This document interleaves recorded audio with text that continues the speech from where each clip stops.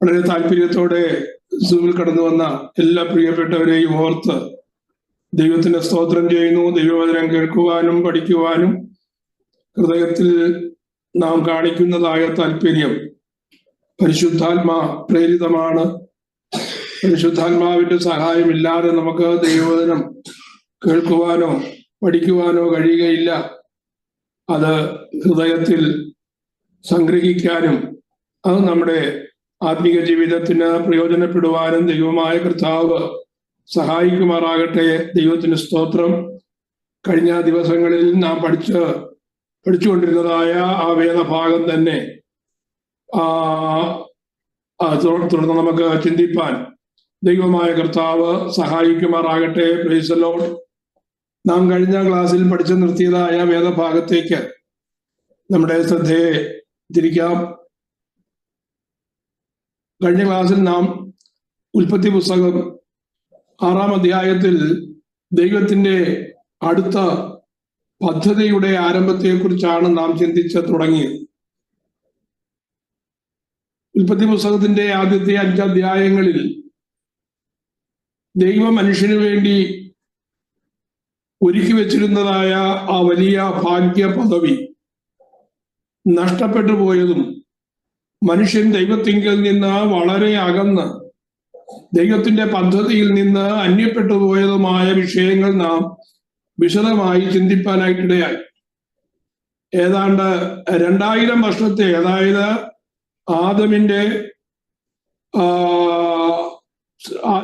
ആദാമ്യ സൃഷ്ടി മുതൽ തുടർന്നുള്ളതായ ഏതാണ്ട് 2000 വർഷത്തെ കാര്യങ്ങളാണ് നാം ചിന്തിപ്പാനായിട്ട് ഇടയായിട്ട് തീർന്നത്.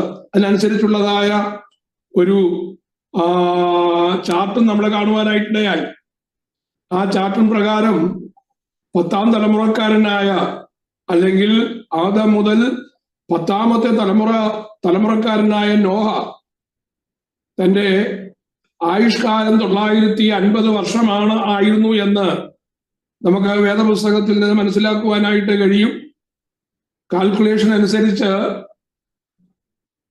ആ സൃഷ്ടിക്ക് ശേഷം, അല്ലെങ്കിൽ ആദമിനെ സൃഷ്ടിച്ചതിന് ശേഷം 2006 വർഷം കഴിഞ്ഞപ്പോൾ നോഹ മരണപ്പെടുവാനായിട്ടിടയായി. നോഹയുടെ 500-ാമത്തെ വർഷമാണ് യഹോവയായ ദൈവം നോഹയ്ക്ക് വിലപ്പെട്ടതായ ഒരു ആലോചന നൽകുവാനിടയായി തീർന്നത്. അത് നമുക്ക് ഉൽപ്പത്തി പുസ്തകം 6-ാം അധ്യായത്തിൽ കാണുവാനായിട്ട് കഴിയും. ശപിക്കപ്പെട്ടതായ ഭൂമിയിൽ നമുക്ക് ഒരു ആശ്വാസമായി തീരുമെന്ന് പറഞ്ഞാണ് ലാമക്ക് തന്റെ മകനായ നോഹയ്ക്ക് നോഹ എന്ന പേർ വിളിപ്പാനായിട്ടിടയായി തീർന്നത്. നോഹ ദൈവത്തോട് കൂടെ നടന്നു എന്നും ആ തലമുറയിൽ ദൈവത്തിന്റെ സന്നിധിയിൽ നിന്ന് നോഹയ്ക്ക് കൃപ ലഭിച്ചു എന്നുമാണ് നമുക്ക് ഉൽപ്പത്തി പുസ്തകം 6-ാം അധ്യായത്തിൽ വായിക്കാനായിട്ട് കഴിയുന്നത്. ആ നോഹയുടെ കാലത്ത് സംഭവിച്ചതായ ദൈവത്തിന്റെ പദ്ധതിക്ക് വിരോധമായി സാത്താൻ മാനവജാതിയുടെ മേൽ വരുത്തി തീർക്കുവാൻ ഇടയായി തീർന്ന വലിയ ഒരു വിപത്താണ് 6-ാം അധ്യായത്തിൽ നമുക്ക് കാണുവാനായിട്ട് കഴിയുന്നത്. 6-ാം അധ്യായത്തിന്റെ ആദ്യത്തെ ചില വാക്യങ്ങൾ വായിക്കുമ്പോൾ നമുക്കത് എങ്ങനെയാണ് ഉൽപ്പത്തി പുസ്തകത്തിൽ രേഖപ്പെടുത്തിയിരിക്കുന്നത്? മനുഷ്യൻ ഭൂമിയിൽ പെരുകി തുടങ്ങി, അവർക്ക് പുത്രിമാർ ജനിച്ചപ്പോൾ ദൈവത്തിന്റെ പുത്രന്മാർ മനുഷ്യരുടെ പുത്രിമാരെ സൗന്ദര്യമുള്ളവരെന്ന് കണ്ടിട്ട് തങ്ങൾക്ക് ബോധിച്ച ഏവരെയും ഭാര്യമാരായി എടുത്തു. ഉൽപ്പത്തി പുസ്തകം 6-ാം അധ്യായം നിങ്ങൾ കൈവശമുണ്ടെങ്കിലും തുറന്നു വെക്കുന്നത് നല്ലതാണ്. ദൈവത്തിന്റെ പുത്രന്മാർ, 2-ാമത്തെ വാക്യത്തിൽ ദൈവത്തിന്റെ പുത്രന്മാർ മനുഷ്യരുടെ പുത്രിമാരെ സൗന്ദര്യമുള്ളവരെന്ന് കണ്ടിട്ട് തങ്ങൾക്ക് ബോധിച്ച ഏവരെയും ഭാര്യമാരായി എടുത്തു. അപ്പോൾ യഹോവ, മനുഷ്യനിൽ എൻ്റെ ആത്മാവ് സദാകാലവും ബാധിച്ചുകൊണ്ടിരിക്കുകയില്ല, അവൻ ജഡം തന്നെയല്ലോ, എങ്കിലും അവന്റെ കാലം 120 സംവത്സരമാകുമെന്ന് അരുളി ചെയ്തു. അപ്പൊ മനുഷ്യന്റെ ആയുസ് എവിടെ നിന്ന് എവിടം വരെ എത്തി എന്നുള്ളത് മനസ്സിലാക്കണം. എവിടം വരെ എത്തി? ഏതാണ്ട് 969 രേഖപ്പെടുത്തപ്പെട്ടതായ ഏറ്റവും വലിയ ആയുഷ്കാലം. അത് മെഥൂശലേഹിന്റെ ആയുഷ്കാലമാണ്. 969 വയസ്സാണ് അദ്ദേഹത്തിന്. ആ കാലഘട്ടങ്ങളിൽ ജീവിച്ചിരുന്നതായ ആ തലമുറകളെ കുറിച്ച് നമ്മൾ പഠിക്കുമ്പോൾ 900-നും 950-നും അല്ലെങ്കിൽ എബോവ് 900 ആണ് അന്നത്തെ ഒരു ആവറേജ് മനുഷ്യന്റെ ആയുസ് എന്ന് പറയുന്നത്. എന്നാൽ ദൈവത്തിന്റെ സന്നിധിയിൽ നിന്ന് മനുഷ്യൻ അകലും തോറും ആ വെളിച്ചത്തിന്റെ എഫക്റ്റ് അവന്റെ ജീവിതത്തിൽ നഷ്ടപ്പെടും തോറും ജീവന്റെ ദാതാവായ ദൈവത്തിങ്കൽ നിന്ന് മനുഷ്യൻ അകന്നു പോകുവാൻ തുടങ്ങിക്കഴിഞ്ഞപ്പോ ആ ജീവന്റെ തുടിപ്പിന് വ്യതിയാനം വരുവാനായിട്ടിടയായിട്ട് തീർന്നു. അവന്റെ ആയുഷ്കാലം കുറഞ്ഞു വന്നു. 2000 വർഷം കഴിഞ്ഞപ്പോ മനുഷ്യന്റെ ആയുസ് 900-ൽ നിന്ന് 120 വർഷമായി കുറഞ്ഞു എന്നാണ് നമുക്ക് 6-ാം അധ്യായത്തിൽ കാണുവാനായിട്ട് കഴിയുന്നത്. അപ്പൊ ദൈവം നിജപ്പെടുത്തി മനുഷ്യന്റെ ആയുസ് 120 വർഷമായി നിജപ്പെടുത്തി. എന്തിനാണ് ദൈവം മനുഷ്യന്റെ ആയുസ് അങ്ങനെ കുറച്ചു കളഞ്ഞത്? മനുഷ്യന്റെ ആയുസ് കുറച്ചു കളയാൻ കാരണം അതിന്റെ 6-ാം അധ്യായത്തിന്റെ 2 മുതലുള്ളതായ വാക്യങ്ങളിൽ വായിപ്പാനായിട്ട് കഴിയുന്നു. ദൈവത്തിന്റെ പുത്രന്മാർ മനുഷ്യരുടെ പുത്രിമാരെ സൗന്ദര്യമുള്ളവരെന്ന് കണ്ടിട്ട് തങ്ങൾക്ക് ബോധിച്ച ഏവരെയും ഭാര്യമാരായി എടുത്തു. മനുഷ്യൻ തന്റെ ഇഷ്ടത്തിനനുസരിച്ച് തന്റെ മോറൽ സൈഡ്, തന്റെ സ്പിരിച്വൽ സൈഡ്, തന്റെ ഫിസിക്കൽ സിറ്റുവേഷൻ എല്ലാം ദൈവത്തിങ്കൽ നിന്ന് അവൻ എത്രത്തോളം അകന്നു പോകാമോ അത്രത്തോളം അകന്നു പോകുവാനായിട്ട് അവൻ ശ്രമിക്കുകയാണ്. അപ്പൊ ദൈവത്തിങ്കൽ നിന്ന് മനുഷ്യൻ അകലുമ്പോൾ ദൈവവും അതിനനുസരിച്ച് മനുഷ്യൻ ദുഷ്ടന്മാരായി ദീർഘകാലം വസിക്കാതിരിക്കേണ്ടതിന് അവനെ എന്ത് ചെയ്തു? അവന്റെ ആയുസ് കുറച്ച് അവന്റെ വാർദ്ധക്യം എത്രയും പെട്ടെന്ന് അവനിൽ എത്തിച്ചേരേണ്ടതിന് വേണ്ടി അവന്റെ ആയുസ് കുറയ്ക്കുകയാണ്. എന്തുകൊണ്ടാണ് ദൈവം മനുഷ്യന് വാർദ്ധക്യം വെച്ചിരിക്കുന്നത് എന്ന് നമ്മൾ ചിന്തിച്ചിട്ടുണ്ടോ? Price the Lord. ദൈവം മനുഷ്യന് വാർദ്ധക്യം വെച്ചത് മനുഷ്യനോടുള്ളതായ കോപം കൊണ്ടല്ല. ദൈവമാണ് മനുഷ്യന് ആയുസ് പരിമിതപ്പെടുത്തിയത്. ദൈവമാണ് മനുഷ്യന് ആയുസ് നൽകിയിരിക്കുന്നത്. അവന്റെ ആയുസിന്റെ വിവിധ കാലഘട്ടം എടുത്താൽ ഓരോ കാലഘട്ടത്തിലും അവൻ ഏത് രീതിയിലായിരിക്കണമെന്ന് ദൈവം ആഗ്രഹിക്കുന്നു എന്നുള്ളതിന് വേദപുസ്തകത്തിൽ നമുക്ക് പഠിക്കുവാനായിട്ട് കഴിയും. പക്ഷേ ആ ഓരോ കാലഘട്ടത്തിലും ദൈവം ആഗ്രഹിക്കുന്നത് പോലെയല്ല മനുഷ്യൻ അവന്റെ ഇഷ്ടത്തിനനുസരിച്ച്, അവന്റെ താല്പര്യത്തിനനുസരിച്ച്, ലോകത്തിന്റെ സിറ്റുവേഷൻ അനുസരിച്ച് അവൻ തന്റെ ജീവിതത്തെ മുന്നോട്ട് നീക്കുമ്പോ ദൈവത്തിന്റെ സന്നിധിയിൽ നിന്ന് അവൻ അകന്ന് പോകുവാനായിട്ടിടയായിട്ട്. അതുകൊണ്ട് എത്രയും പെട്ടെന്ന് ദൈവത്തിങ്കലേക്ക് അവൻ എത്തിച്ചേരേണ്ടതിന്, അല്ലെങ്കിൽ ദൈവവുമായിട്ടുള്ളതായ ബന്ധമൊന്ന് പുനഃപരിശോധിക്കേണ്ടതിന്, ഒരു മാനസാന്തരത്തിലേക്ക് അവൻ വരേണ്ടതിന്, ദൈവവുമായിട്ടുള്ളതായ അടുപ്പം ഒന്ന് വർദ്ധിപ്പിക്കേണ്ടതിന് മനുഷ്യന്റെ ആയുസിന്റെ ശക്തി, അല്ലെങ്കിൽ മനുഷ്യന്റെ കായിക ബലം, അവന്റെ മെന്റൽ പവർ, അല്ലെങ്കിൽ അവന്റെ സ്പിരിച്വൽ കണ്ടീഷൻ ദൈവം ക്രമേണ ഡിക്രീസ് ചെയ്യിപ്പിച്ചു കൊണ്ടുവരികയാണ്. ചെറുപ്പത്തിലായിരിക്കുമ്പോ മനുഷ്യൻ എന്ത് ചെയ്യുന്നു? അവന്റെ ഇഷ്ടത്തിനനുസരിച്ച് ആരെയും വകവെക്കാതെ, ആരെയും അനുസരിക്കാതെ സ്വന്തം കാലിൽ നിൽക്കുവാൻ കഴിവുള്ളവനാണെങ്കിൽ എന്ത് ചെയ്യും? അവന്റെ ഇഷ്ടത്തിനനുസരിച്ച് പോയിക്കൊണ്ടിരിക്കും.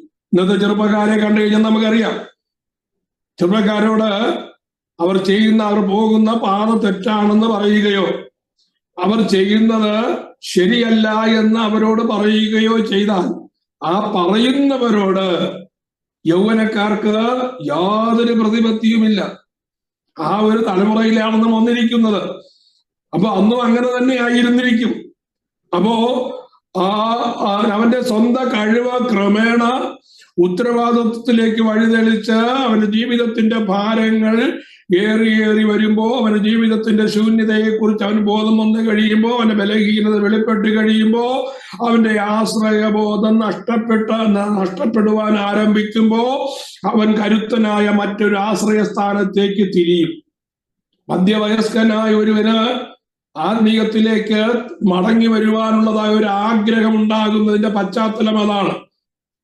എന്നാൽ അവൻ വാർദ്ധക്യത്തിലേക്ക് അവൻ പദമൂന്നുമ്പോഴോ അവനൊരു കാര്യം ബോധ്യമാകും: ഇത്രയും നാൾ ഞാൻ ഓടിയതും, ഇത്രയും നാൾ ഞാൻ അധ്വാനിച്ചതും, ഇത്രയും നാൾ മറ്റുള്ളവരെ ചതിച്ചും വഞ്ചിച്ചും അവരുടെ കയ്യിലിരുന്നത് കൈവശപ്പെടുത്തിയും കൊണ്ട് ഞാൻ സമ്പാദിച്ചതെല്ലാം വൃഥാവായി തീരുന്ന ഒരു നിമിഷമുണ്ട് എന്നവൻ മുന്നിൽ കാണുമ്പോ അവൻ ദൈവത്തിങ്കിലേക്ക്, തന്റെ സൃഷ്ടിതാവായ ദൈവത്തിങ്കിലേക്ക് തിരിയുവാൻ ആരംഭിക്കും. വാർദ്ധക്യത്തിലേക്ക് എത്തുമ്പോ ഒരു മെജോറിറ്റി ഓഫ് ദ പീപ്പിൾ സ്പിരിച്വലിലേക്ക് അല്ലെങ്കിൽ ആത്മീയതയിലേക്ക് തിരിയുവാനുള്ളതായ കാരണം അതാണ്. അത് ദൈവം വെച്ചിരിക്കുന്നതാണ്. അതേസമയം വാർദ്ധക്യവും ക്ഷീണവും ബലഹീനതയും ജഡത്തിൽ കഷ്ടതയും ഇല്ലാത്തതായ ഒരവസ്ഥയാണെങ്കിലോ ദൈവത്തെ അന്വേഷിക്കുന്നവരായി ആരും കാണുന്നില്ല ഈ ലോകത്തിൽ. വളരെ മൈനോറിറ്റി അല്ലാതെ ഇപ്പോൾ തന്നെ വളരെ മൈനോറിറ്റിയേ ഉള്ളൂ. എന്നാൽ ഇതും കൂടെ ഇല്ലാതിരുന്നു എങ്കിൽ ദൈവത്തെ അന്വേഷിക്കുന്നവർ എത്ര പേര് കാണുമായിരുന്നു? ആരും കാണുകയില്ലായിരുന്നു എന്ന് പറയത്തക്ക വിധത്തിൽ മനുഷ്യന്റെ അവസ്ഥ അത്ര പരിതാപകരമായ അവസ്ഥയിലേക്ക് മാറ്റപ്പെടുമായിരുന്നു. അപ്പൊ ദൈവമാണ് അറിഞ്ഞുകൊണ്ട് മനുഷ്യന് ആയുസ് നിർണയിച്ചത്. നോഹയുടെ കാലമായപ്പോ 120 വയസ്സെന്ന് പറയുമ്പോ അവന്റെ മനുഷ്യന്റെ ആയുസിന്റെ ഒടുവിലേക്ക് അവൻ എത്തിക്കഴിഞ്ഞു. ശാരീരികമായ ക്ഷീണം വന്നു, ബാക്കിയുള്ളതായ കാര്യങ്ങളെല്ലാം ഞെരുക്കം വന്നു, സ്വയമായി ഒന്നും ചെയ്യുവാനൊക്കാത്തതായ ഒരു കണ്ടീഷനിലേക്ക് അവൻ എത്തിച്ചേർന്നു. Price the Lord. അവൻ ദൈവത്തിങ്കിലേക്ക് തിരിയുവാനുള്ളതായ സാഹചര്യം ദൈവം ഒരുക്കി കൊടുക്കുകയാണ്. അപ്പൊ വാർദ്ധക്യം എന്ന് പറയുന്നത് ഒരു ശാപമല്ല. വാർദ്ധക്യം എന്ന് പറയുന്നത് ദൈവത്താൽ ലഭിച്ചിരിക്കുന്നതായ ഒരു അനുഗ്രഹമാണ്. അത് മനസ്സിലാക്കണം. Price the Lord.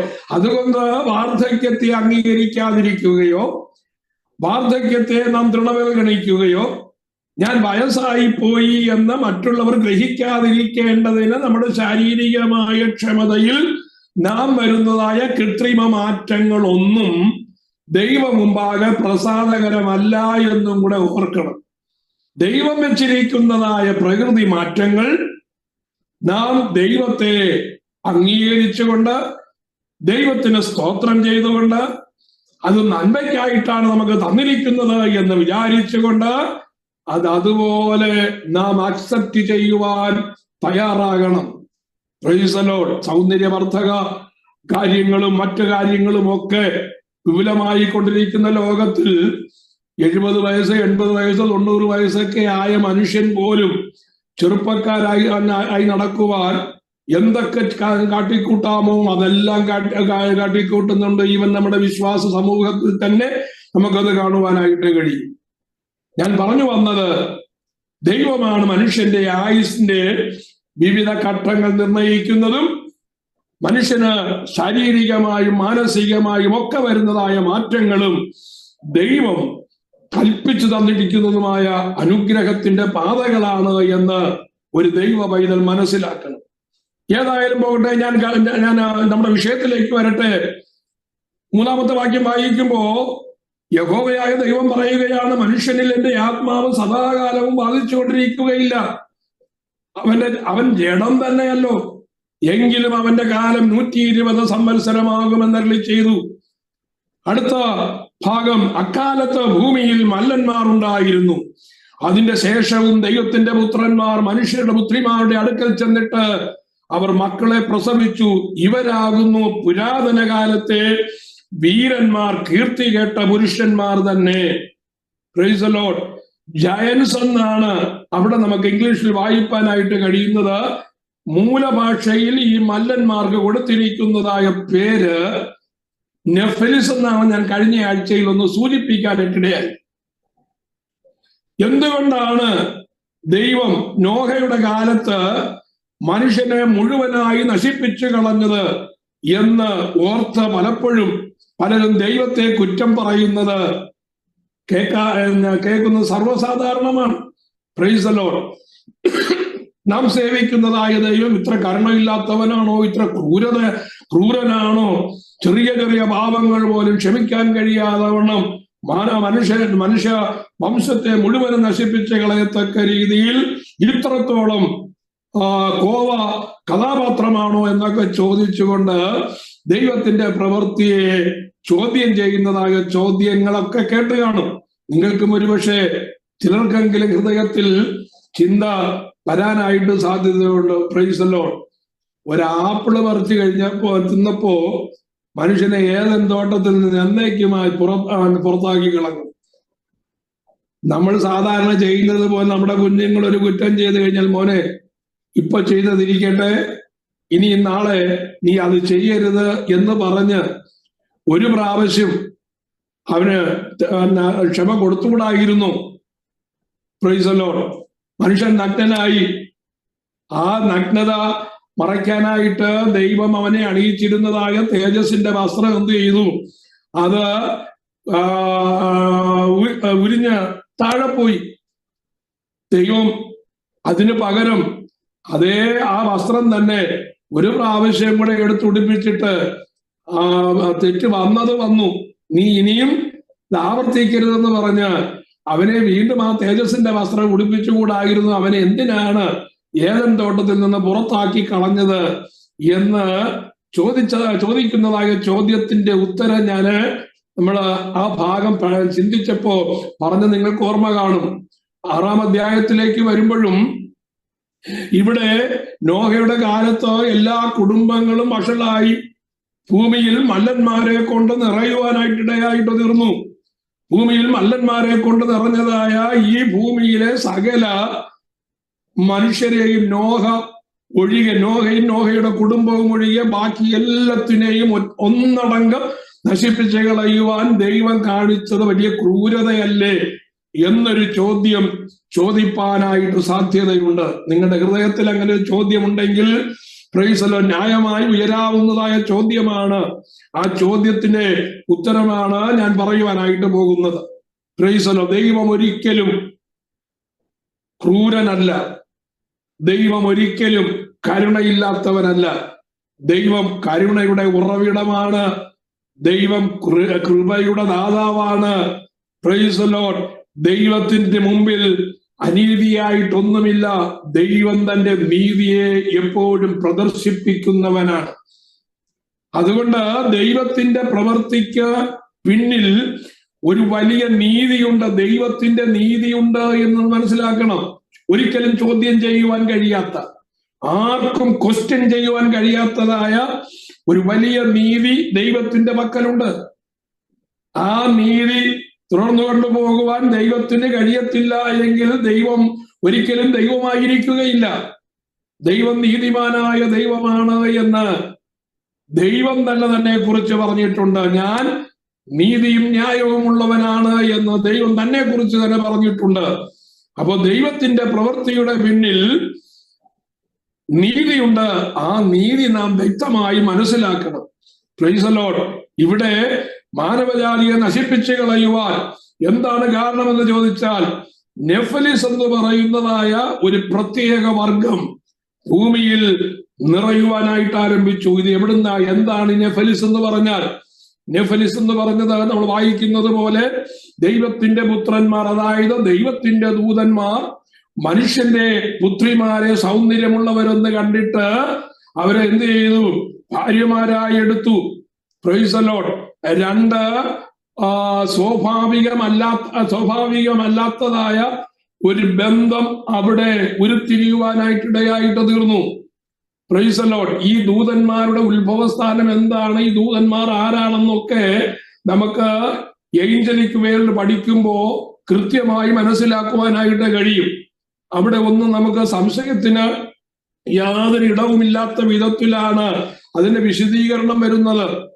Price the Lord.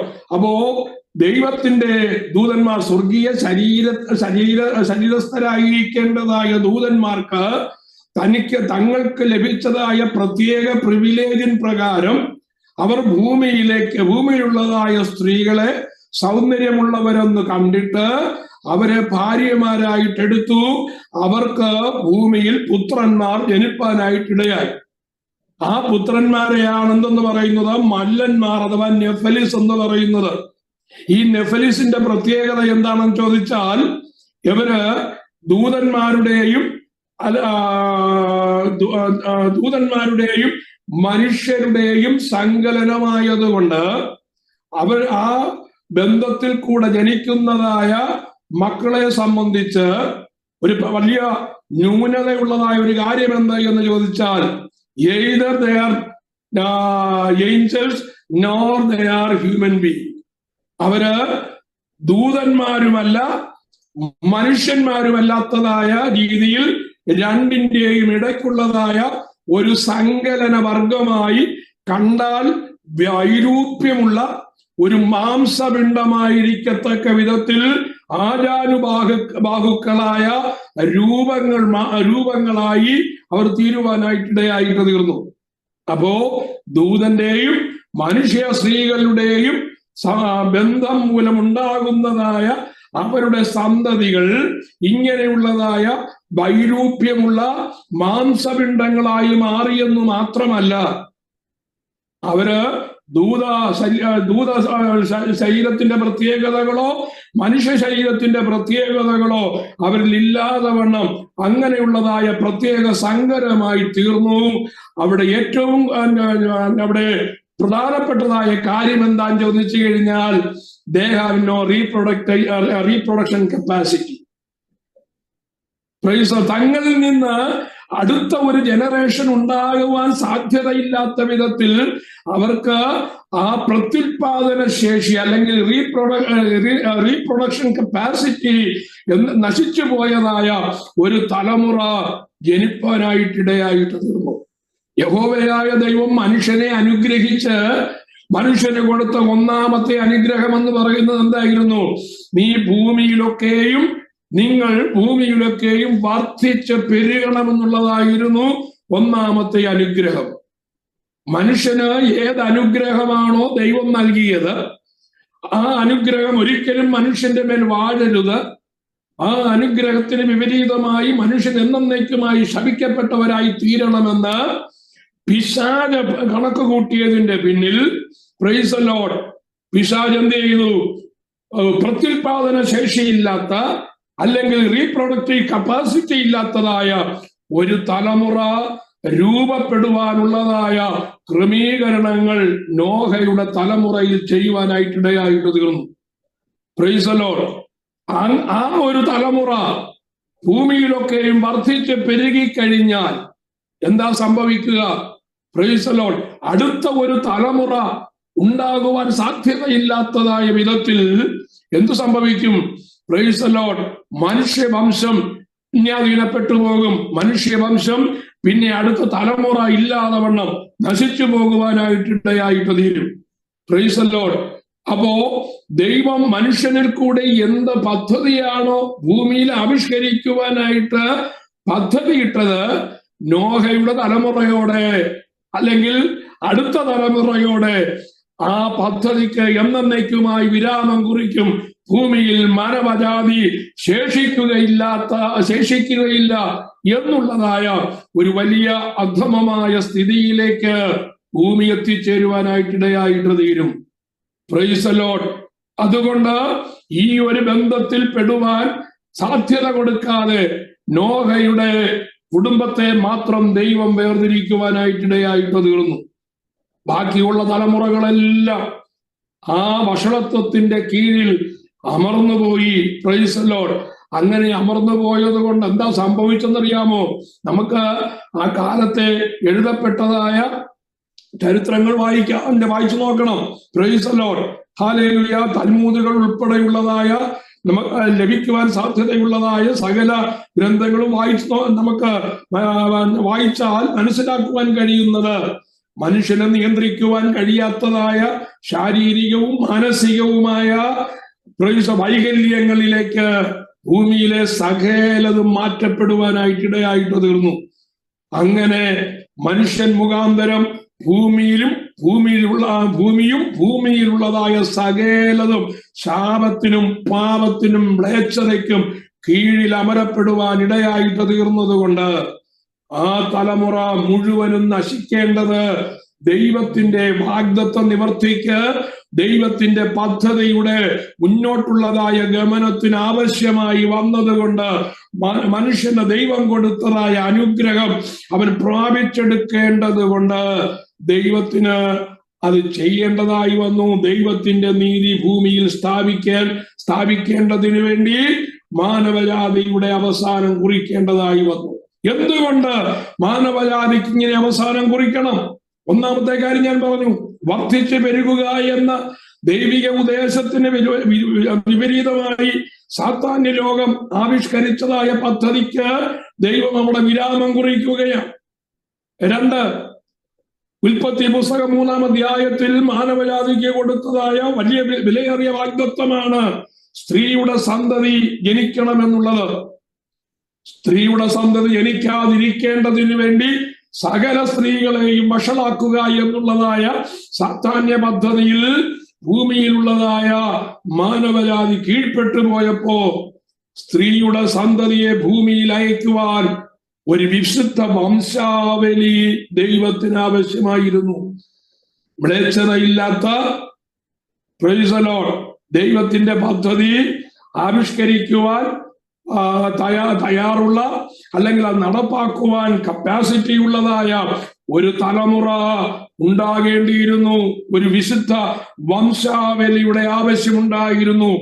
അതുകൊണ്ട് നോഹ എന്ന ആ ദൈവഭക്തനായ മനുഷ്യന്റെ മേൽ ദൈവം കൃപ പകർന്നിട്ട് അവനെ മാത്രം വേർതിരിച്ചു. ബാക്കിയുള്ളവരെ എല്ലാം നശിപ്പിക്കേണ്ടത് അത്യാവശ്യമായി വന്നതുകൊണ്ടാണ് ദൈവം അത് ചെയ്യുവാനിടയായിട്ട് തീർന്നത്. മൂന്നാമത്തെ കാര്യം, ദൈവത്തിന് തന്റെ ഹിതം സ്ഥാപിക്കേണ്ടതിന്, തന്റെ ഇഷ്ടം നിവർത്തിക്കേണ്ടതിന് ദൈവത്തിന്റെ സാദൃശ്യപ്രകാരം ഉണ്ടാക്കിയതായ മനുഷ്യനെ ആ ഒരു പരിജ്ഞാന പൂർത്തിയിലേക്ക് കൊണ്ടുവരേണ്ടത് ആവശ്യമായിരുന്നു. അതുകൊണ്ട് അതിന് എന്ത് ചെയ്യണം? ദൈവത്താൽ സൃഷ്ടിക്കപ്പെട്ടതായ മനുഷ്യൻ ദൈവത്തെ പൂർണ്ണമായും സ്വന്തം ഹിതത്താൽ അനുസരിക്കണം. നിർബന്ധത്താലല്ല, ശിക്ഷയെ ഭയന്നല്ല, ദൈവം ഭയങ്കരനാണെന്നുള്ള ചിന്ത കൊണ്ടല്ല, ദൈവത്തെ സ്നേഹിക്കുകയും ദൈവത്തെ ബഹുമാനിക്കുകയും ചെയ്തുകൊണ്ട് സ്വന്തം ഇഷ്ടത്താൽ ദൈവത്തിന്റെ മുമ്പിൽ വിധേയപ്പെട്ട് ദൈവത്തെ പൂർണ്ണമായും അനുസരിക്കുന്ന ഒരു തലമുറയിൽ കൂടെ മാത്രമേ ദൈവത്തിന്റെ ഹിതം നിവർത്തിപ്പാൻ കഴിയുകയുള്ളൂ എന്നുള്ളത് കൊണ്ട് ദൈവത്തെ പൂർണ്ണമായും അനുസരിക്കുന്ന ഒരു തലമുറ ഉണ്ടാകേണ്ടിയിരുന്നു. അതുകൊണ്ടാണ് നോഹയെ ദൈവം വിളിച്ച് വേർതിരിച്ചത്. ദൈവം എങ്ങനെയാണ് നോഹയെ കുറിച്ച് അത് ലോകത്തിന് മനസ്സിലാക്കി കൊടുത്തത്? നോഹയ്ക്ക് തന്നെ അതെങ്ങനെ മനസ്സിലാക്കി കൊടുത്തത്? തന്റെ 500-ാമത്തെ വയസ്സിൽ, നോഹയുടെ ആയുഷ്കാലത്തിന്റെ 500-ാമത്തെ വയസ്സിൽ യഹോവയായ ദൈവം നോഹയോട് പറഞ്ഞു, നീ ഒരു പെട്ടകമുണ്ടാക്കണം. എന്തിനാ പെട്ടകമുണ്ടാക്കുന്നത്? ഭൂമിയിൽ സകല മാനവജാതിയും എന്റെ മുമ്പിൽ വഷളായി പോയി. എനിക്ക് എന്റെ ഹിതം നിവർത്തിക്കുവാൻ കഴിയാത്ത വിധത്തിൽ, എന്റെ പുത്രനെ ലോകത്തിലേക്ക് അയക്കുവാൻ കഴിയാത്ത വിധത്തിൽ, ഞാൻ മാനവജാതിക്ക് കൊടുത്തതായ ആ വീണ്ടെടുപ്പിന്റെ വാഗ്ദത്തം നിവർത്തിപ്പാൻ കഴിയാത്ത വിധത്തിൽ മാനവജാതി മുഴുവനും അന്യപ്പെട്ടു പോയി. അവരെല്ലാം അനുസരണക്കേട് കാണിച്ചു. അനുസരണക്കേടിന്റെ കീഴിൽ എല്ലാവരും അടയ്ക്കപ്പെട്ടു. Price the Lord. എന്നാൽ എനിക്ക് എന്റെ ഹിതം നിവർത്തിക്കേണ്ടതിന് നോഹയെ ഞാന് നിന്നെ കണ്ടിരിക്കുകയാണ്, അതുകൊണ്ട് നീ ഒരു പെട്ടകം ഉണ്ടാക്കണം. എന്തിനാ പെട്ടകത്തിന്റെ ആവശ്യം? ഞാൻ ഭൂമിയിലൊക്കെ മഴ പെയ്യിക്കാൻ പോകുകയാണ്. ഭൂമി ആകമാനം മഴ പെയ്യിക്കുവാൻ പോകുകയാണ്.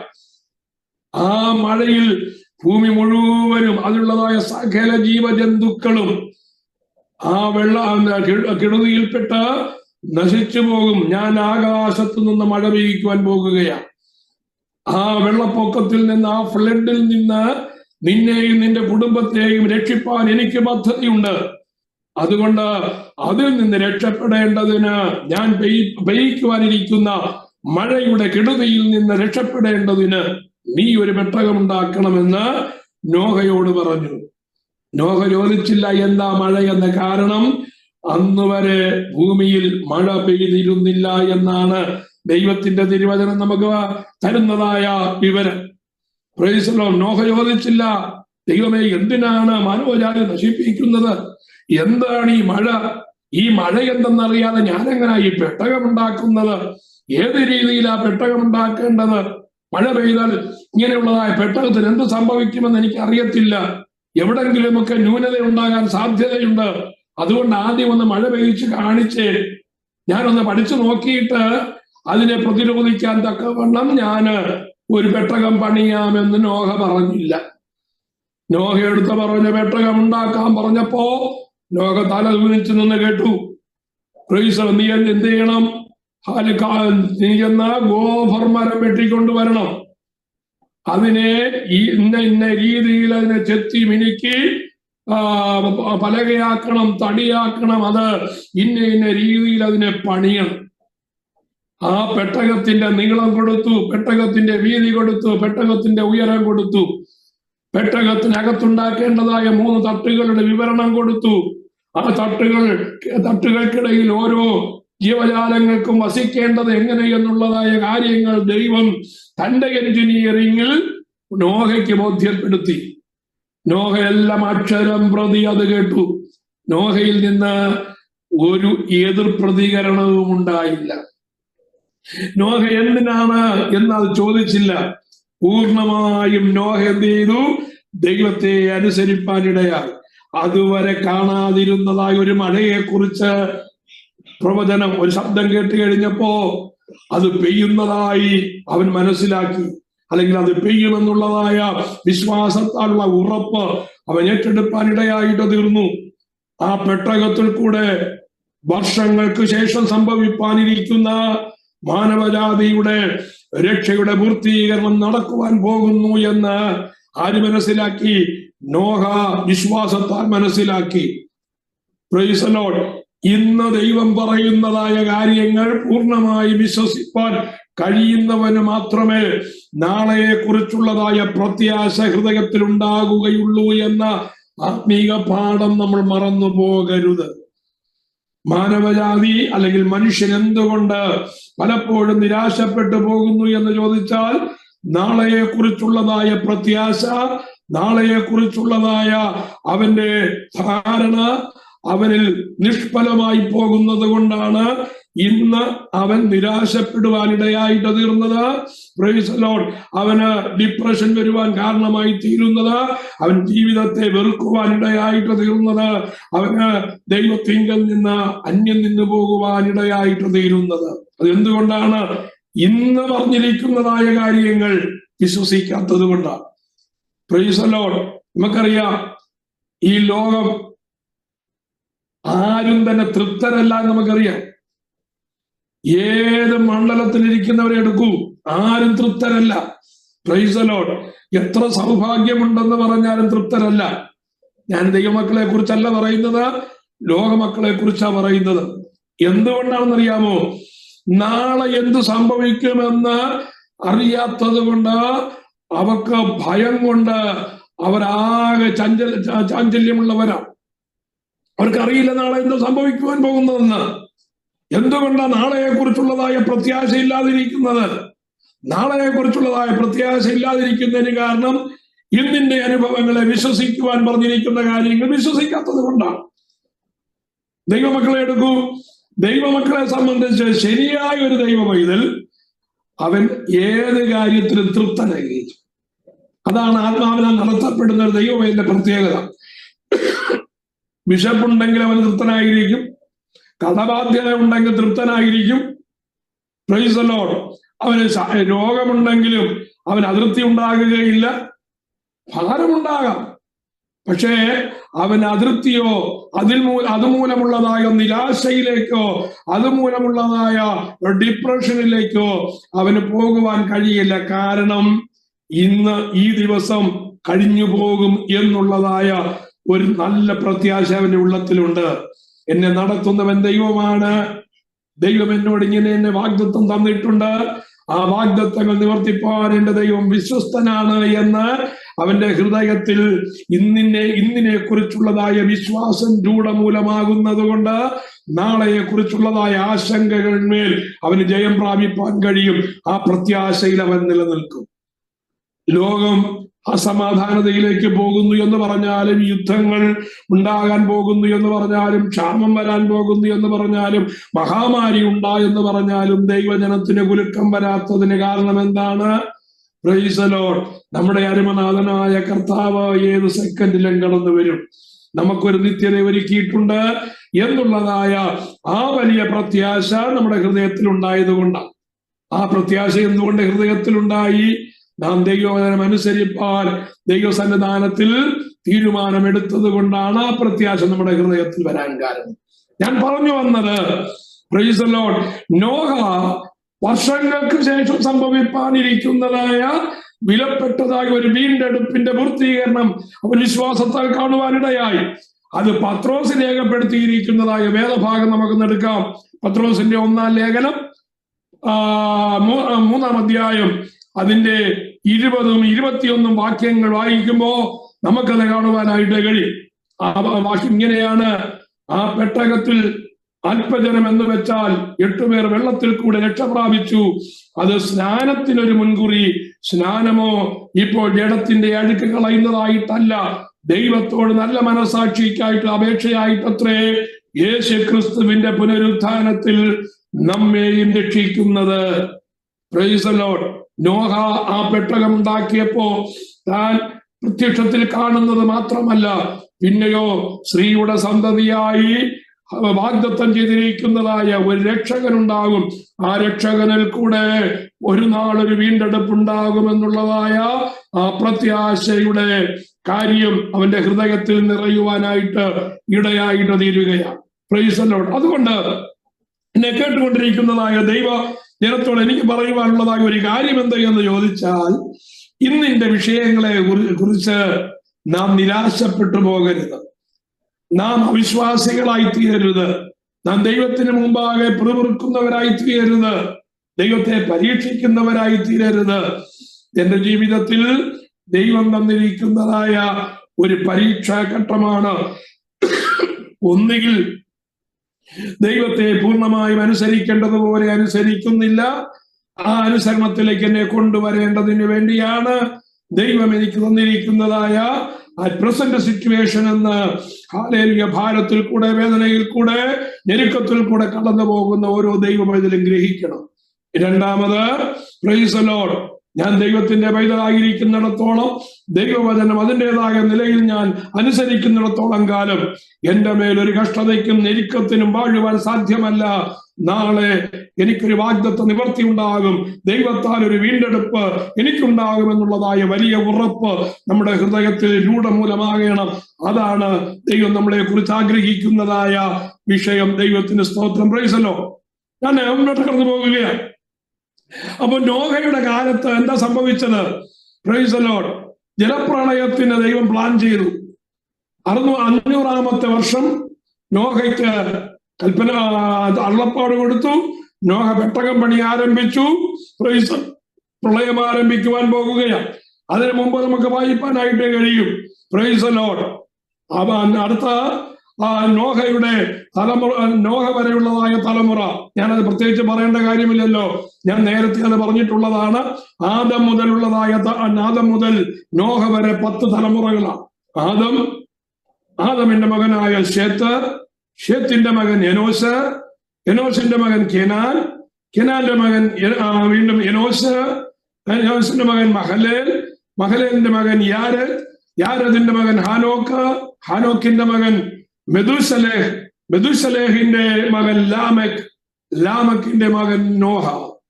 Price the Lord. 10 തലമുറകൾ കഴിഞ്ഞു. ദൈവം ആദ്യത്തെ വീണ്ടെടുപ്പിന്റെ പദ്ധതി നിറവേറ്റുവാൻ 10 തലമുറകൾ കാത്തിരുന്നു. ശ്രദ്ധിക്കണം, ദൈവത്തിന്റെ പദ്ധതി എല്ലാം ക്രമമായിട്ടാണ് കേട്ടോ. എപ്പോഴെങ്കിലും എന്തെങ്കിലുമൊക്കെ പ്രവർത്തിക്കുന്നവനല്ല. നമ്മുടെ ദൈവം എല്ലാം ക്ഷമയോടെ കാത്തിരുന്ന് തന്റെ പദ്ധതിയിലേക്ക് മാനവജാതിയെ കൊണ്ടുവരുവാനായിട്ട് അവിടുന്ന് ക്ഷമയോടെ കാത്തിരിക്കുന്ന ദൈവമാണ്. ഇത് മാനവജാതിയുടെ മൊത്തത്തിലുള്ള കേസുകൾ മാത്രമല്ല. ഒരു സഭയുടെ വിഷയമെടുത്ത്, ഒരു രാജ്യത്തിന്റെ വിഷയമെടുത്താലും, ഒരു സഭയുടെ വിഷയമെടുത്താലും, ഒരു കുടുംബത്തിന്റെ വിഷയമെടുത്താലും, ഒരു വ്യക്തിയുടെ വിഷയമെടുത്താലും, ദൈവത്തിന്റെ പദ്ധതിയിലേക്ക്, ആ വീണ്ടെടുപ്പിന്റെ പൂർത്തീകരണത്തിലേക്ക് ആ വ്യക്തിയോ കുടുംബമോ സഭയോ രാജ്യമോ എത്തിച്ചേരുന്നതിന് ദൈവം വെച്ചിരിക്കുന്നതായ ഒരു നിർണയിക്കപ്പെട്ട സമയമുണ്ട്. ആ സമയം വരെ ദൈവം കാത്തിരിക്കും. ആ സമയത്തും അത് സംഭവിച്ചില്ല എങ്കിൽ ദൈവത്തിന്റെ പദ്ധതി അടുത്ത ഘട്ടത്തിലേക്ക് കടക്കും. Price the lord. നോഹ വരെ കാത്തിരുന്നു. പക്ഷേ 10ാം തലമുറയിലെ നോഹയുടെ കാലത്ത് ഭൂമി മൊത്തത്തിൽ വഷളത്വത്തിലേക്ക് പോയി. ദൈവത്തിന്റെ വാഗ്ദത്തം ഒരിക്കലും നിറവേറപ്പെടുകയില്ല എന്നുള്ളതായ ഒരു സിറ്റുവേഷനിലേക്ക് മാനവജാതിയെ സാത്താന്യ മണ്ഡലം കൊണ്ടെത്തിച്ചു. അതുകൊണ്ട് ദൈവം അവിടെ വെച്ച് അധ്യായത്തിന് ഒരു അന്തം കുറിച്ചു. അടുത്ത അധ്യായം ആരംഭിക്കേണ്ടതിനു വേണ്ടി നോഹയെ ദൈവം കരങ്ങളിലെടുത്തു. നോഹയോട് പെട്ടകം പണിയുവാൻ ആവശ്യപ്പെട്ടു. നോഹ 100 വർഷം കൊണ്ട് പെട്ടകം പണി പൂർത്തീകരിച്ചു. നോഹയുടെ 600ാമത്തെ വർഷം 2ാം മാസം 17ാം തീയതി പ്രളയം ആരംഭിക്കുവാനായിട്ടിടയായി. Price the Lord. പ്രളയത്തിന്റെ 2-3 ഘട്ടങ്ങൾ ചേർത്ത് നമുക്ക് ചിന്തിച്ച് ഇന്നത്തെ ചിന്ത അവസാനിപ്പിക്കുവാൻ ആഗ്രഹിക്കുകയാണ്. ഒന്ന്, പ്രളയത്തിന്റെ ആരംഭം. വായിക്കാൻ നമുക്ക് ഉൽപ്പത്തി പുസ്തകം 7ാം അധ്യായത്തിന്റെ 11-12 വാക്യങ്ങൾ. നോഹയുടെ ആയുസിന്റെ 600ാം സംവത്സരത്തിൽ 2ാം മാസം 17ാം തീയതി അന്നു തന്നെ ആഴിയുടെ ഉറവുകളൊക്കെയും പിളർന്നു, ആകാശത്തിന്റെ കിളിവാതിലുകളും തുറന്നു. 40 രാവും 40 പകലും ഭൂമിയിൽ മഴ പെയ്തു. Price the Lord. ആകാശത്തിന് മീതെ വെള്ളമുണ്ടായിരുന്നോ എന്നൊരു ചോദ്യം ചോദിക്കാം. ഉൽപ്പത്തി പുസ്തകം 1ാം അധ്യായം വായിക്കുമ്പോ നമുക്കത് വളരെ ക്ലിയർ ആയിട്ട് മനസ്സിലാകും. ദൈവം എന്ത് ചെയ്തു? വെള്ളത്തെയും തമ്മിൽ വേർതിരിച്ചു. അതിന് മധ്യത്തിൽ ദൈവം ഒരു വിധാനമുണ്ടാക്കി. ആ വിധാനത്തിന് ആകാശം എന്ന പേർ വിട്ടു എന്നാണ് 1ാം അധ്യായത്തിൽ നമുക്ക് വായിക്കാൻ കഴിയുന്നത്. അപ്പൊ വെള്ളത്തെയും തമ്മിൽ വേർതിരിച്ചു. മുകളിലുള്ളതായ വെള്ളവും താഴെയുള്ളതായ വെള്ളവും. മുകളിലുള്ളതായ വെള്ളത്തെ കുറിച്ച് നമുക്ക് യാതൊരു അറിവുണ്ടായിരുന്നില്ല. പക്ഷേ 7ാം അധ്യായം വരുമ്പോ ആ അറിവ് നമുക്ക് കിട്ടുകയാണ്. എന്തിനാണ് ദൈവം വിധാനത്തിന് മുകളിൽ വെള്ളമുണ്ടാക്കിയത്? Price the Lord. ദൈവം ഒരു പ്രവൃത്തി ചെയ്യുമ്പോ ആദ്യം തന്നെ അവസാനവും കണ്ടിട്ടാണ് ദൈവം പ്രവൃത്തി ചെയ്യുന്നത്. അത് വരുന്നതിനനുസരിച്ച് കാണാമെന്ന് നമ്മൾ വിചാരിക്കുന്നതിന്റെ കൂട്ടല്ല. നമ്മൾ പലപ്പോഴും അങ്ങനെയാണല്ലോ, വരുന്നിടത്ത് വെച്ച് കാണാമെന്ന് പറഞ്ഞാൽ നമ്മുടെ കണ്ണു അടച്ചൊരു പോക്കാണ്.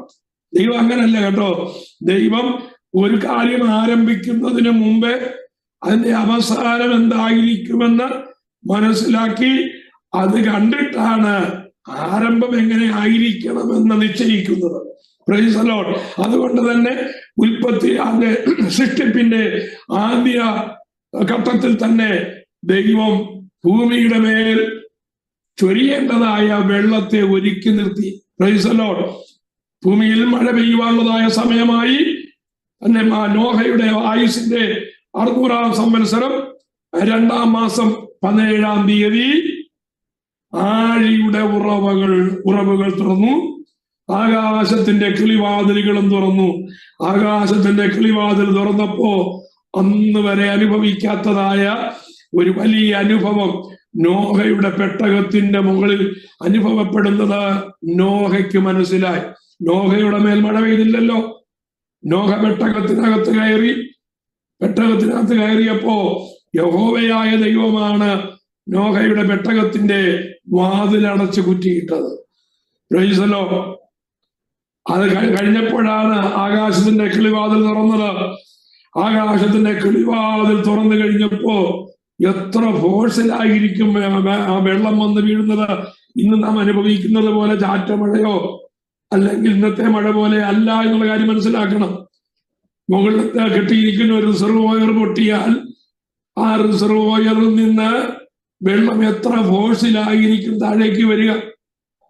അങ്ങനെയെങ്കിൽ എത്രയോ ഉന്നതിയിലായിരിക്കുന്ന ആകാശത്തിന്റെ കിളിവാതിലുകൾ തുറന്നപ്പോ ആ കിളിവാതിലുകൾക്ക് മുകളിലുണ്ടായിരുന്നതായ വെള്ളം എത്ര ഫോഴ്സിലായിരിക്കും വന്ന് വീഴുന്നത്, അതും പെട്ടകത്തിന്റെ മുകളിൽ.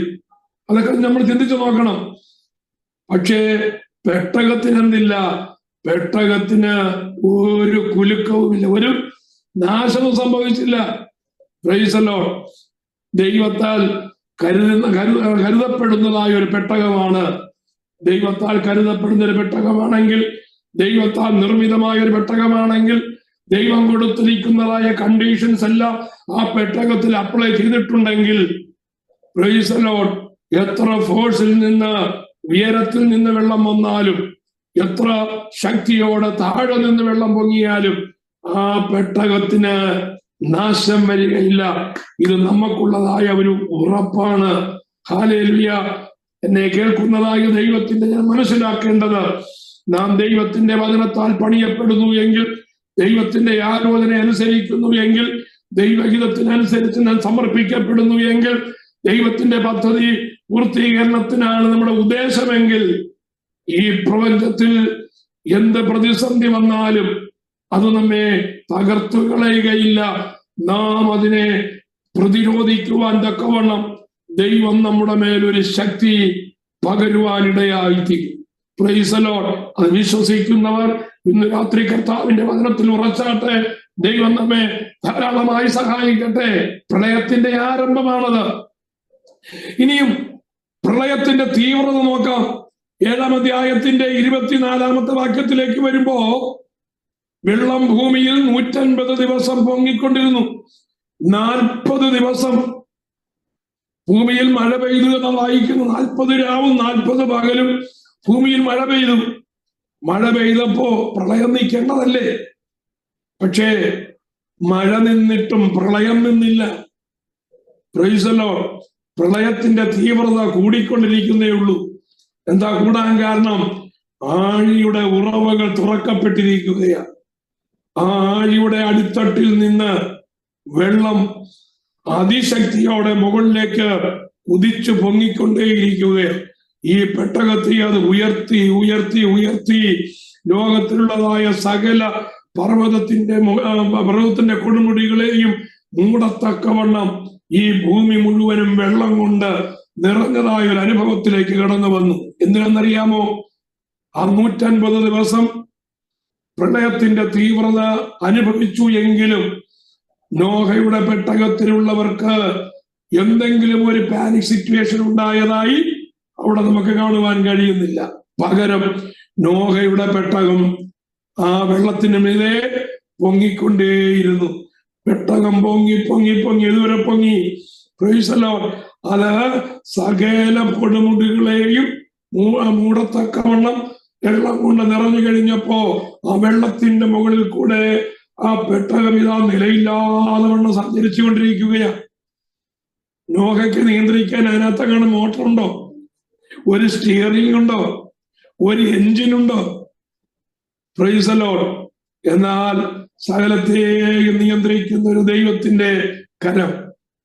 ദൈവം തന്റെ കാറ്റുകളെ തന്റെ ദൂതന്മാരും അഗ്നിജ്വാലകളെ തന്റെ ശുശ്രൂഷകന്മാരുമാക്കി വെക്കുന്നു എന്ന് സങ്കീർത്തനത്തിൽ നാം വായിക്കുന്നു. Price the Lord. ദൈവം തന്റെ ഭണ്ഡാരത്തിൽ നിന്ന് കാറ്റ് പുറപ്പെടുവിക്കുന്നു. തനിക്ക് ഇഷ്ടമുള്ള ദിശയിലേക്ക് ദൈവം അതിനെ തിരിക്കുന്നു. Price the Lord. ഹല്ലേലൂയ. കാറ്റ് പലർക്കും നാശനഷ്ടങ്ങൾ വരുത്തുമ്പോ, കാറ്റ് പലർക്കും ലക്ഷ്യബോധം നഷ്ടപ്പെടുത്തുമ്പോ, കാറ്റ് പലതിന്റെയും ഹല്ലേലൂയ അനുഗ്രഹങ്ങൾ തടയുമ്പോൾ, ഇതാ ദൈവത്തിന്റെ പെട്ടകത്തിൽ, ദൈവത്താൽ നിർമ്മിതമായ പെട്ടകത്തിനകത്തിരിക്കുന്ന നോഹയ്ക്ക് കാറ്റൊരു അനുഗ്രഹമായി മാറുകയാണ്. Price the Lord.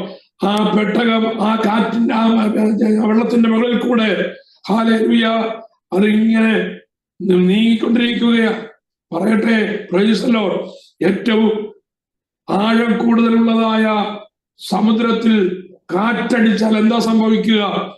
തിരമാലകൾ നിയന്ത്രണാതീതമായി അത് ഉയർന്നു പൊങ്ങും. ആ തിരമാലകൾക്കകത്ത് പെട്ടുപോകുന്ന കൂറ്റൻ കപ്പലുകൾ ആടി ഉലയും. അത് ചിലപ്പോ തലകീഴായി മറിയും. Praise the lord. എത്രയോ ആയിരം 10,000 അടി ഉയരത്തിൽ വെള്ളം നിൽക്കുകയാണ്. അതിന്റെ മുകളിൽ കൂടെ ശക്തമായ കാറ്റടിക്കുന്നു. ആ കാറ്റത്ത് തിരമാലകൾ ഉണ്ടാകാം. ആ തിരമാലകൾ ഉണ്ടായാൽ പോലും പെട്ടകത്തിന്റെ മേൽ ആ തിരമാലകൾ അടിക്കുകയോ, പ്രൈസ് ദി ലോർഡ്, പെട്ടകത്തെ ഹല്ലേലൂയ അതിന്റെ അവസ്ഥയ്ക്ക് മാറ്റം വരുത്തുകയോ ചെയ്യാതെ നിയന്ത്രിതമായ ഒരു കരം പെട്ടകത്തെ ചലിപ്പിച്ചു കൊണ്ടിരിക്കുകയാണ്. പെട്ടകം അങ്ങനെ ക്രമമായി ചലിച്ച് അരാരാത്ത് പർവ്വതത്തിന്റെ മുകളിൽ പെട്ടകമെത്തിയപ്പോ പെട്ടകം ആരോ പിടിച്ചു നിർത്തുന്നത് പോലെ അരാരാത്ത് പർവ്വതത്തിന്റെ മുകളിലത്തെ വെള്ളത്തിൽ പെട്ടകം നിൽക്കുന്നത് സങ്കല്പിച്ചു നോക്കണം. കാറ്റടിക്കുന്നുണ്ട്, പക്ഷെ പെട്ടകം അനങ്ങുന്നില്ല. കാരണം എന്താ? ആ അരാരാത്ത് പർവ്വതത്തിന്റെ മുകളിൽ വെള്ളമുണ്ട്. ആ വെള്ളം താണെങ്കിൽ മാത്രമേ പെട്ടകം അരാരാത്ത് പർവ്വതത്തിന്റെ മുകളിൽ ഉറയ്ക്കത്തുള്ളൂ. Price the lord. ആ വെള്ളം താഴുമ്പോ പെട്ടകത്തിന്റെ സ്ഥാനം അരാരാത്ത് പർവ്വതത്തിന്റെ മുകളിൽ നിന്ന് മാറിയിരുന്നു എങ്കിൽ പെട്ടകത്തിന് ഉറയ്ക്കുവാൻ കഴിയത്തില്ലായിരുന്നു. പെട്ടകം എവിടെ ഉറയ്ക്കണമെന്നും പെട്ടകം എങ്ങനെ ഉറയ്ക്കണമെന്നും പെട്ടകം എപ്പോൾ ഉറയ്ക്കണമെന്നും തീരുമാനിച്ച ദൈവം അത് തീരുമാനിച്ചതിന് ശേഷമാണ് മഴ പെയ്യിച്ചതെങ്കിൽ പെട്ടകം അരാരാത്ത് പർവ്വതത്തിന്റെ മുകളിൽ എത്ര നേരത്തെ എത്തിയാലും ആ പെട്ടകത്തെ ചലിപ്പിക്കുവാൻ ഒരു കാറ്റിനെയും കഴിയുകയില്ല, ഒരു തിരമാലയ്ക്കും കഴിയുകയില്ല. ആ അരാരാത്ത് പർവ്വതത്തിന്റെ മുകളിലത്തെ വെള്ളം വാർന്നു പോകുന്നിടം വരെ പെട്ടകം ആ വെള്ളത്തിന്റെ മേൽ നിർത്തുവാൻ കഴിവുള്ള ഒരു ദൈവമാണ് നമ്മുടെ ദൈവം. Price the Lord. ശക്തമായ കാറ്റടിച്ചു, വെള്ളം താണു. പെട്ടകത്തിന്റെ മുകളിൽ ഏറ്റവും ഉയരമുള്ളതായ പർവ്വതത്തിന്റെ കൊടുമുടിയായ അരാരാത്ത് പർവ്വതത്തിന്റെ മുകളിൽ പെട്ടകം ഉറയ്ക്കുവാനായിട്ടിടയായിട്ട് തീർന്നു. അതാണ് പ്രളയത്തിന്റെ അവസാനം. നോക്കൂ, പ്രളയത്തിന്റെ ആരംഭം ചിന്തിച്ചു, പ്രളയത്തിന്റെ തീവ്രത ചിന്തിച്ചു, പ്രളയത്തിന്റെ അവസാനം. Price the Lord. 7-ാം മാസം 17-ാം തീയതി പെട്ടകം അരാരാത്ത് പർവ്വതത്തിൽ ഉറച്ചു. അപ്പോ 2-ാം മാസത്തിൽ ആരംഭിച്ചതായ ആ മഴ 40 ദിവസം പെയ്തതിന് ശേഷം 7 മാസം 150 ദിവസം വെള്ളം പൊങ്ങിയതിന് ശേഷം 7-ാം മാസം 17-ാം തീയതി പെട്ടകം അരാരാത്ത് പർവ്വതത്തിൽ ഉറച്ചു. 601-ാം സംവത്സരം 1-ാം മാസം 1-ാം തീയതി ഭൂമിയിൽ വെള്ളം വറ്റിപ്പോയിരുന്നു. നോഹ പെട്ടകത്തിന്റെ മേൽത്തട്ട് നീക്കി ഭൂതലം ഉണങ്ങിയിരിക്കുന്നത് കണ്ടു. പ്രളയത്തിന്റെ അവസാനമായി. Price the Lord. ഇതോടുകൂടി ഞാൻ ഇന്നത്തെ ക്ലാസ് നിർത്തട്ടെ. ഹല്ലേലൂയ. ദൈവത്തിന്റെ വീണ്ടെടുപ്പിന്റെ പദ്ധതിയുടെ അടുത്ത അധ്യായം തുറക്കപ്പെടുകയാണ്. ഉൽപ്പത്തി പുസ്തകത്തിലെ 1-ാമത്തെ സെക്ഷൻ കഴിഞ്ഞു. 2-ാമത്തെ വീണ്ടെടുപ്പിന്റെ പദ്ധതിയിലേക്ക് നാം പ്രവേശിക്കുന്നു. അത് എങ്ങനെയാണ് ദൈവം കൊണ്ടുപോകുന്നത് എന്ന് നമുക്ക് തുടർന്നതായ ക്ലാസ്സുകൾ ചിന്തിക്കാം. ദൈവമായ കർത്താവ് നമ്മെ സഹായിക്കുമാറാകട്ടെ.